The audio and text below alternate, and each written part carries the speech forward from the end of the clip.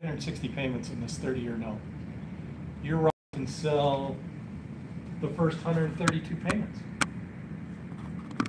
Do you want me to repeat that? Your Roth can sell the first 132 payments. Can you sell 132 of 360th of your home? No.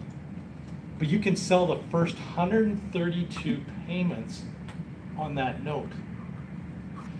Okay, so who's going to buy 132 payments? Coupon rate's 10%.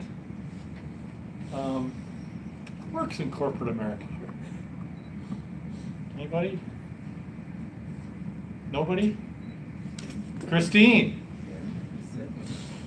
do your colleagues in corporate America average better than 10% on their IRAs or their 401ks? I doubt it. You doubt it. So do I. So do you think you could probably find somebody who would be willing to buy this for a 10% yield, which is the coupon rate? Yes, you could. Okay? Now you don't sell them the whole note, you only sell them the first 132 payments. The first 132 payments come out to a cost of $69,900. So now how much does your Roth have invested in this? $100. No. So you're 40 years old. Are you going to need the first 132 payments? Can you touch those? They're in a retirement account, right? Do you want the remaining 228 payments that come later? Absolutely. Your Roth pays $100 and keeps 228 payments. For $100 is your cost, and it collects $200,000 the next 30 years for $100. What's the best part of this equation? Tax-free, and you can do it again. It's tax-free. It's tax-free. How many can we buy? What's right your now? return? Infinite, essentially. And it's not an unusual deal. It's unusual because you're not familiar with it. It's unusual in the sense that it takes some creativity to put a deal like that together. But all the players, I mean, yeah, we can find people who will sell us notes that'll yield us 15%. We can find people that'll buy notes that yield 10%. We can find notes that were originated at 10%. None of this is magic, but it's a lot of fun. Or a comment maybe. So the 132 payments is 11 years of monthly payments. Yes. And considering that the average human moves every 7 years-ish, I don't know what the... So then you may never receive any payments because they'll pay off the loan. You may just get a great big fat check.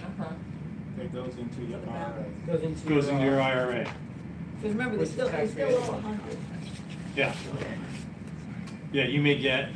You may not get as much. I mean, interest. you may not get as much, but you got $100 in the deal, and 7 years down the road, when the principal's now $87,000, they pay it off. You're going to get your respective amount. You're going to get 2/3 of that $87,000. Good deal. Great deal. So mechanics-wise, how do you sell those payments? You just go through your service provider, or you create another node, or how do you actually physically sell it? Yeah, there's some logistics to it, and you have to you have an assignment agreement. It gets assigned to the buyer for that many payments, and then it reverts back to you and gets recorded. Is this fun or what? Okay, we got like 20 minutes. Why seconds come first? That's not my phrase. It's a friend of mine's phrase. Why would anyone want to buy a non-performing junior lien in second position? Rule number one is the first position lien must be current. Like I said earlier, if somebody's current on the first and they're not current in the second, I'd feel comfortable buying the second. Okay, but if they're both in default, it's a race to who's gonna yeah, go first and who's in the better position, right? They've got a lot more clout on you. The seconds are much lower price. They trade at a much lower value. I mean, seconds, when I was active in this arena 7 years ago, they were trading in the single digits at times. Like, first would be trading, non-performing first would be trading in the anywhere from 30s to 70 cents in the dollar, and the seconds were trading in single digits.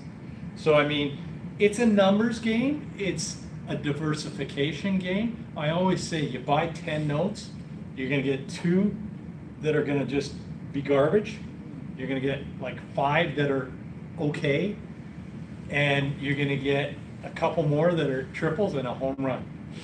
And you just gotta be prepared for that. Sometimes it'll be 5 that are garbage, you know, but you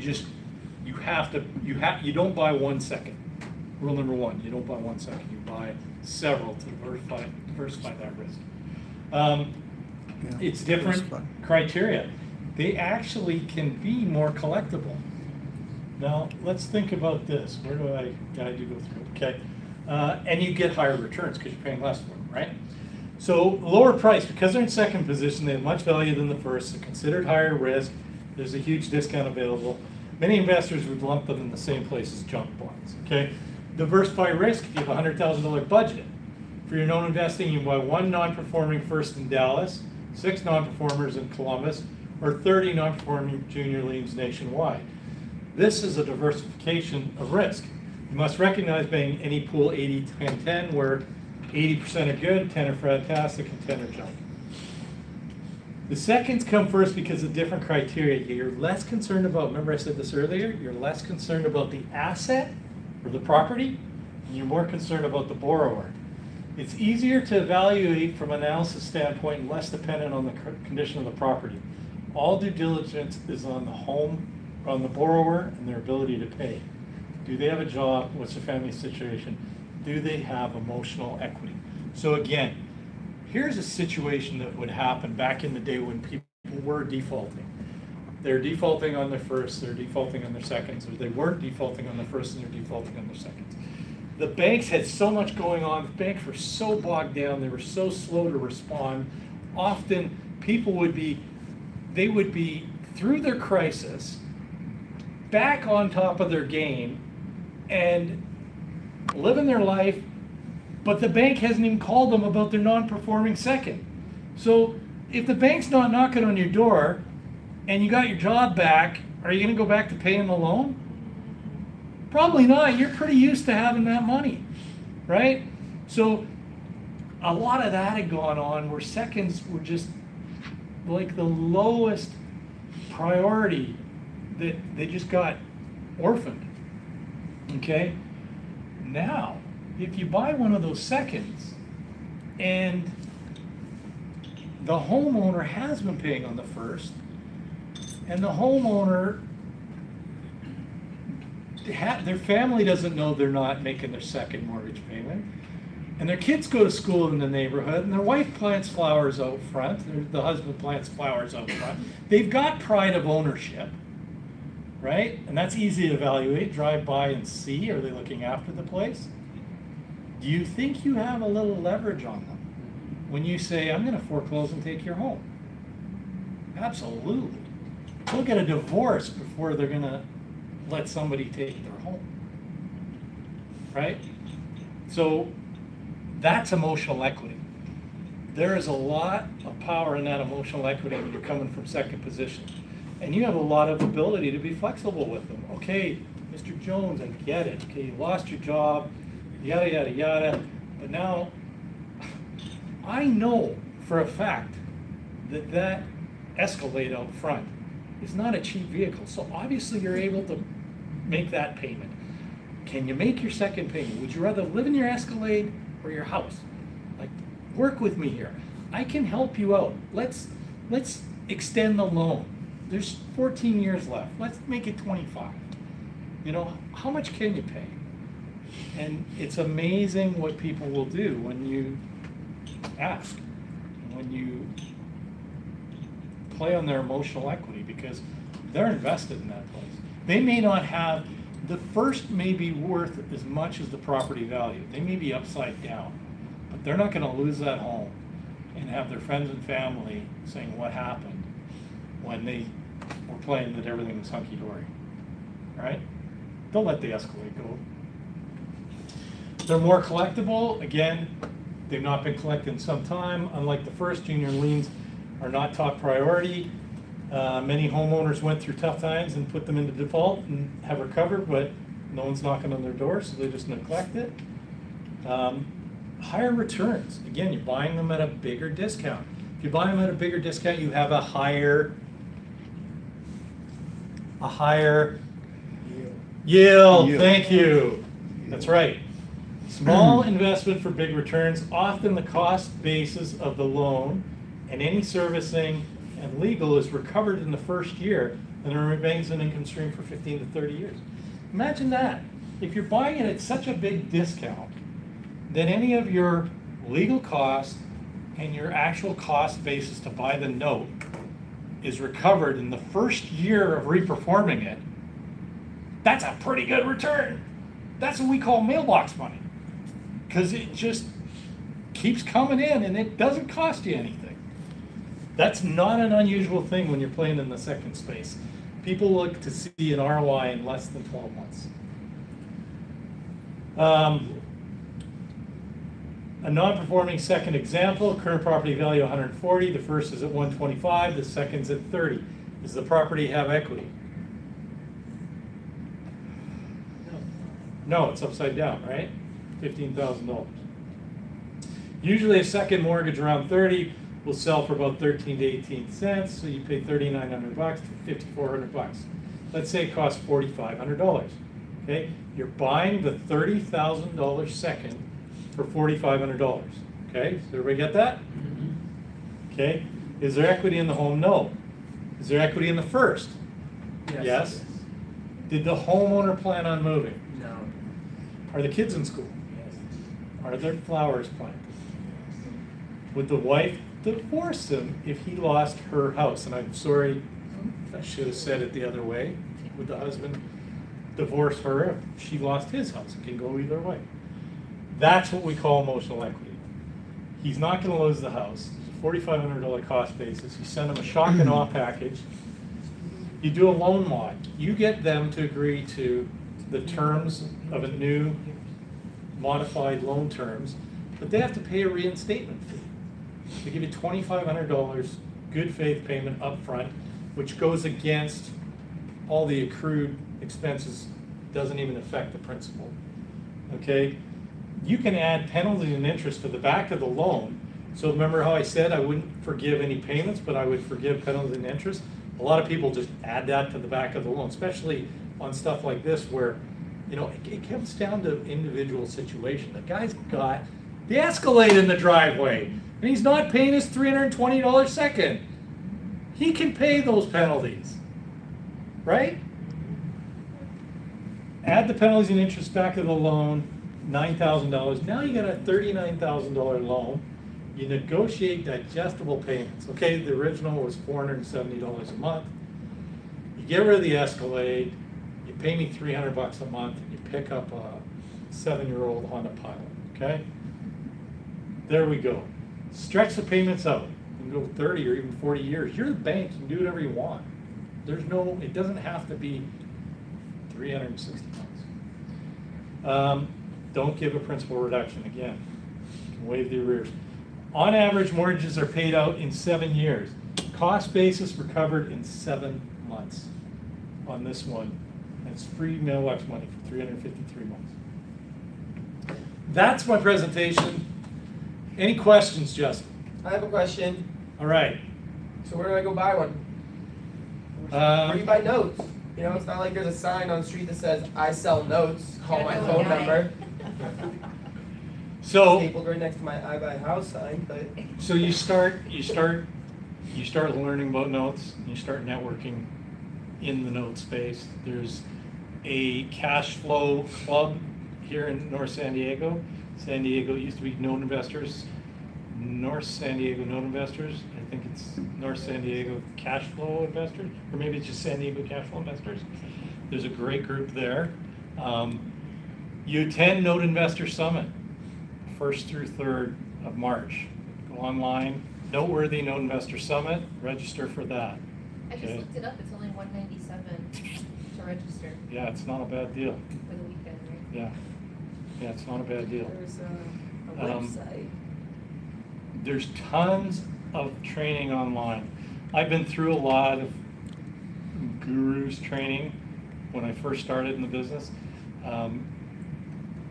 What I love about real estate investing now in today's day, you can get everything and anything you want off the internet by just searching. It may not be packaged in a nice package, and it may not have the raw that you get from going to a boot camp, but you don't need to spend $30,000 on training. Spend $197 and go to events. Learn as much of that as you can, and just network with people, and get on LinkedIn. Look for notes on LinkedIn. You know, like I said, I haven't been in that space because I'm so focused on my real estate, on my fix and flip, but I'm actually consciously making some transitions, and going into a form of that space, which by default puts me back in that space, so I can be a resource as well. I'll give you my phone number. Our speaker in March is buying and selling notes. He has a company doing that, so he'll be coming in March. Desi, and talk Great. about the same thing. I mean, SDCIA had a. When half Bill day- Tan ran it, it was a lot more on notes than it is now, but yeah. Well, they had a half-day seminar, and the guy, I think he's from one of those note seminars, and he showed a website, but I think it's one of those ones where you pay to be in it, so you can evaluate the notes or something like that. Yeah, They did have a list. there's tons of, I mean, I actually built a company with one of my colleagues, Watermark Capital Partners, and he still is active in the note trading. He's got a website where you can actually go on, buy notes. You can go to FCI and buy notes, I think, online. Loan MLS is another one. So these are all portals that sell notes. You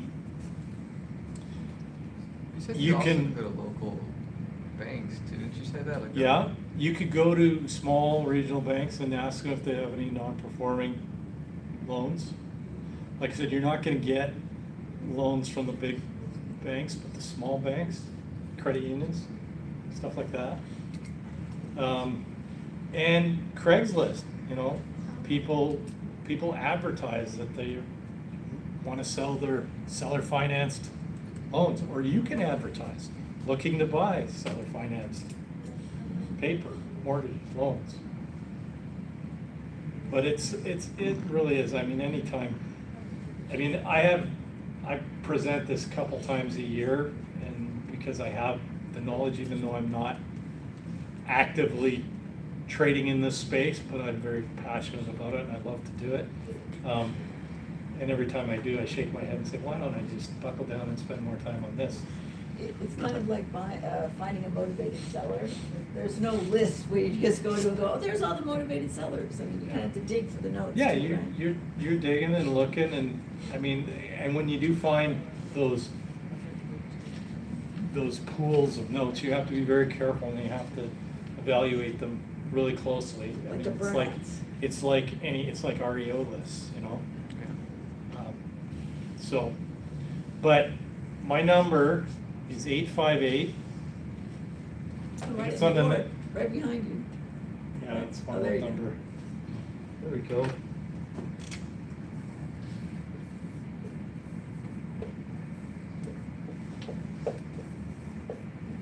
The best way to get a hold of me really is text.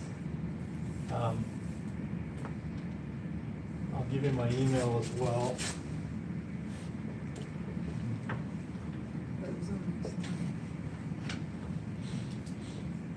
Yeah, it was on the next slide, but the phone numbers are on. So I can put the next slide up if you promise not to go like that.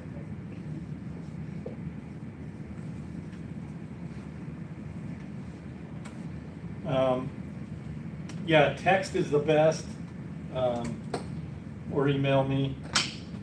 Happy, I mean, I'm in this industry and I'm out on clubs like this because I love it and I love to share and I love to network, be part of something bigger than I am. And so I'm an open book. I'll give you anything I can if I have it, as far as resources or names or contacts or whatnot. So if this rings with you, if you're passionate about this, definitely sign up for No Investor Summit. Reach out to me, we can sit down and have lunch sometime and see if I can help you achieve your goals. It's a lot of fun stuff, and I mean, some of the crazy stuff when you get into these partials and the creativity of it, it's just so much fun, you know. If you don't have, one place to start is get a 10B2 or 10BII app on your phone. It's like $6, $5.99 or $4.99, 10BII.